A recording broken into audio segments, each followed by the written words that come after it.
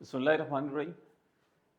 Exercise 7.1 हम discuss कर रहे थे मैथमेटिकल इंडक्शन, और इसमें इस एक्सरसाइज में हम पहुंच चुके हैं क्वेश्चन नंबर 1 के पार्ट 3 पर।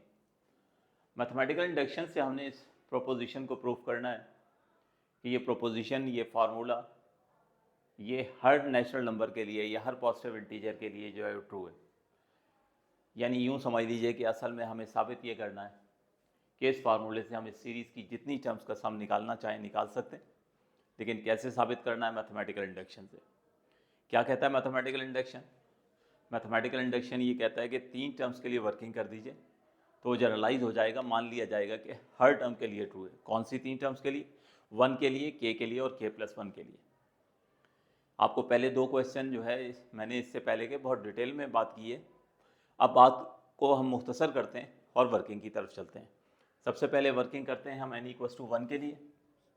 तो ये प्रोपोजिशन, ये फार्मूला, इसमें आप n की जगह 1 पुट करेंगे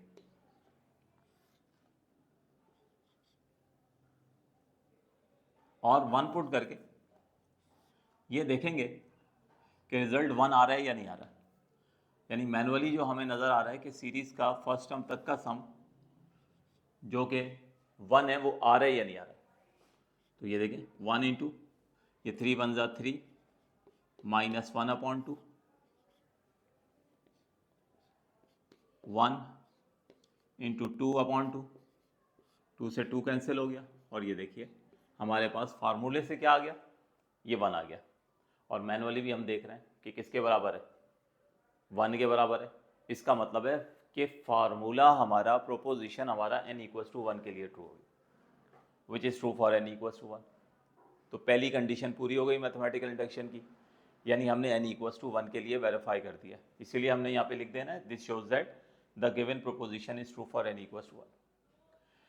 उसके बाद मैथमेटिकल इंडक्शन के दूसरे फेज में हम करते ही हैं कि हम एजम्पशन करते हैं, हम एज्यूम करते हैं, हम मानते हैं कि हमारा जो प्रोपोजिशन है वो एक खास पॉजिटिव इंटीजर n=k के लिए ट्रू है। इसलिए लिख दिया हमने कि now let the given proposition is true for a certain positive integer n=k। उसके लिए क्या करते हैं कि सिंपल अपने क्वेश्चन में जहाँ भी n मौजूद है वह हम k पुट कर देते हैं। तो दूसरा स्टेप मुकम्मल हो जाया करता है। 1 + 4 + 7 + 3k - 2 is equal to k 3k - 1/2। ये हमने n की जगह k पुट कर दिया। दूसरा फेज भी मुकम्मल हो गया। अब तीसरे फेज में क्या करते हैं कि एक टर्म हमने बोथ साइड पर ऐड करनी है और उसे k+1 में कन्वर्ट करना है। यानी फाइनली क्या करना है कि जहाँ भी n मौजूद है यहाँ पे वहाँ k+1 लेकर आ जाएंगे, तो साबित हो जाएगा कि फार्मूला n=k+1 के लिए भी ट्रू है। तो उस टर्म के बारे में कैसे पता चलेगा? आपको कहा था इन शॉर्ट कि जो लास्ट टर्म होगी इसमें n की जगह k+1 पुट कर दें। तो अब डायरेक्ट कर लेते हैं, n की जगह k+1 पुट कर देते हैं। ये लास्ट टर्म 3n - 2, ठीक है ना। तो n की जगह k+1 पुट कर दें और इसको सिंप्लीफाई कर लें। तो ये देखें 3k + 3 - 2 यानी 3k+1 बचता है।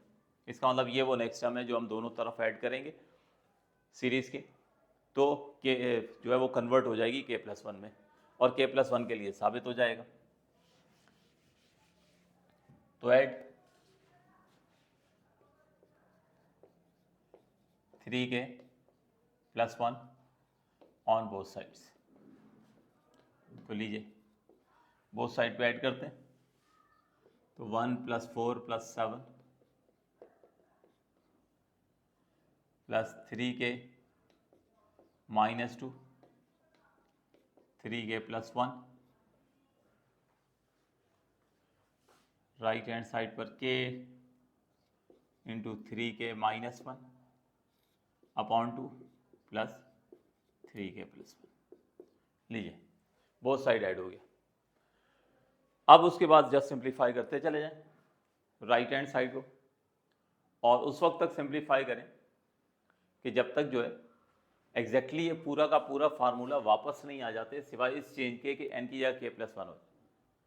तो इसके लिए सिंप्लीफाई करते हैं। देखिए k × 3k minus one upon two as it is आया, प्लस 3k प्लस वन आ गया। नेक्स्ट स्टेप में जाहिर है एलसीएम होना है यहाँ पे, तो 2 जाके 3k प्लस वन से मल्टीप्लाई होगा,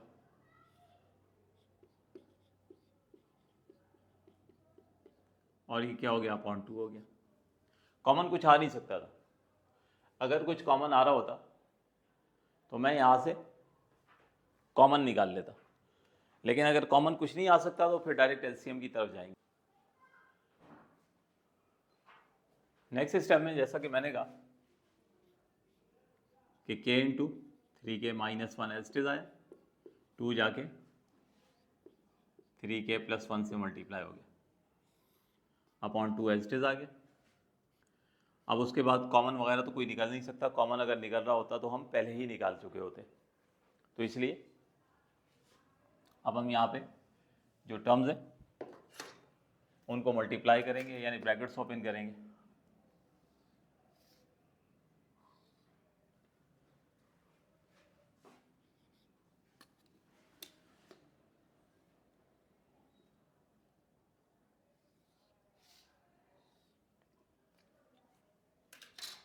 तो ये हो जाएगा 3k स्क्वायर माइनस के plus 6k plus 2, 3k square minus के प्लस 6k प्लस 2 अपॉन 2 हो गया।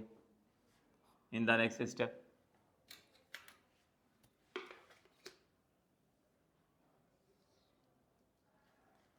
ये हो जाएगा 3k square plus 5k plus 2 हो गया, ठीक है। 6k माइनस के 5k हो गया। अब हम जो है यहाँ पर जैसे क्वाड्रेटिक इक्वेशन को सॉल्व करते थे तो मिड टर्म ब्रेक करते थे, तो बिल्कुल इसी तरह से न्यूमरेटर में हम 5k को स्प्लिट करेंगे।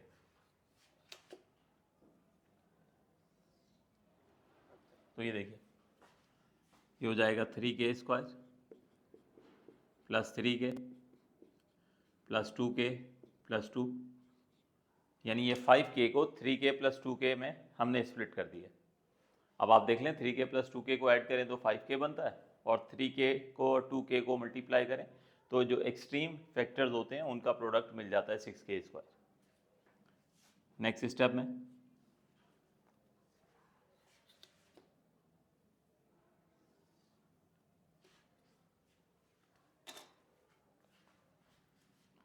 हम यहाँ से 3k कॉमन निकालेंगे पहली दो टर्म में से, तो k प्लस वन आ गया। बाकी दो टर्म में से 2 कॉमन निकालेंगे, k प्लस वन आ गया, ठीक है। अब आप देख लीजिए कि यहाँ से k plus one as a whole common निकाला जा सकता है, तो ये हम k प्लस वन जो है अगर कॉमन निकालें तो क्या बच जाएगा, 3k प्लस 2 और डिनोमिनेटर का आ गया 2, ठीक है। अब स्टूडेंट अब बस क्वेश्चन वाइंड अप की तरफ जाने वाला है। मैंने आपसे क्या कहा था कि हमें क्या जनरेट करना है, इस फार्मूले में जहाँ जहाँ n मौजूद है वहाँ k प्लस वन बनाना है। तो देखिए एक k प्लस वन बन चुका है, एक k प्लस वन बन चुका है। अब सिर्फ जो है वो मुझे इधर यहाँ पर k प्लस वन बनाना है। तो अब यहाँ पर 2-4 स्टेप्स हैं, तो मेरा ख्याल में यहाँ तक नोट करें, फिर उसके बाद रब करते हैं, और रब करके फिर जो है इसको जो है वो हम कंप्लीट करते हैं, या ऐसा करते हैं या कंप्लीट कर लेते हैं, देख लें, फिर एक साथ ही नोट कर लीजिएगा।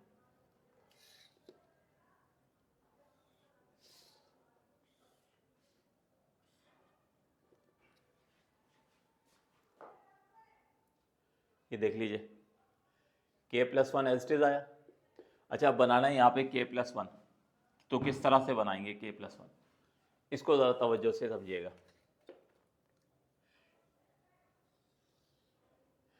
देखिए k का कोफिशिएंट जो है ना इस वक्त 3 है, k का कोफिशिएंट इस वक्त 3 है, तो मैं यहाँ पर भी इसके बराबर में भी 3 लिख दूंगा। मुझे बनाना था एक k प्लस वन, तो मैं बना चुका हूँ। मैं चाहता हूँ कि ये वाली टर्म भी यहाँ पर भी फिजिकली किसी तरह से k प्लस वन बन जाए। मैंने देखा k का कोफिशिएंट 3 है, इसको k प्लस वन के लिए मैंने बराबर में 3 लिख दिया।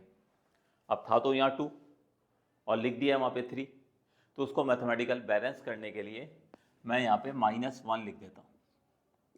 ठीक है, क्या किया मैंने, k का कोफिशिएंट 3 था, तो वहाँ पर मैंने उसके साथ 3 लिखा, पहले लिख लिया, पहले अपनी रिक्वायरमेंट पूरी कर ली। उसके बाद उसको देखा मैथमेटिकली बैलेंस करना है, 2 था तो मैंने -1 कर दिया, तो 3 - 1 2 बन जाएगा, और मेरी नीड भी पूरी होने वाली है। मेरी नीड थी k+1 बनाना।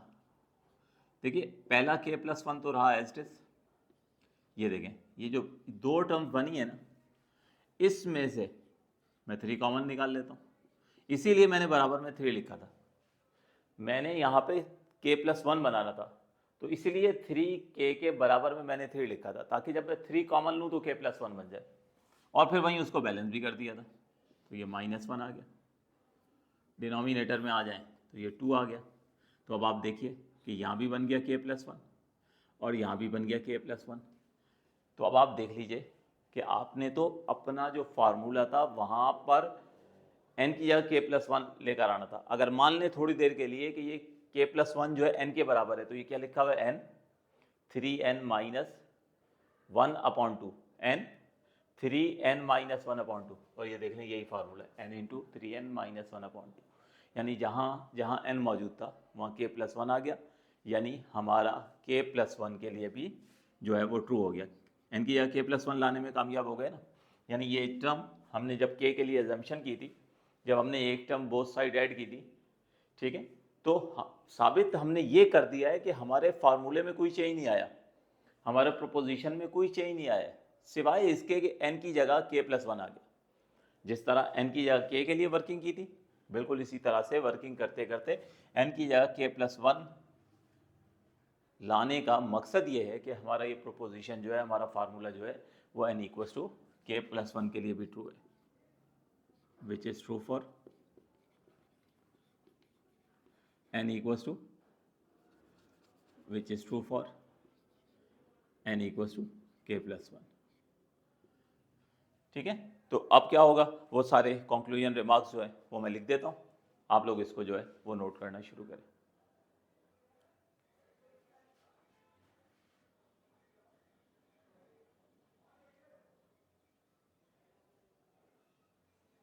तो लीजिए स्टूडेंट, ये फाइनल जो है वो कंक्लूजन रिमार्क्स पे लिख दिए। एक दफ़ा से रिपीट कर दूँ कि कंक्लूजन रिमार्क्स क्या होते हैं, कि we have thus proved that the given proposition is true for n = 1।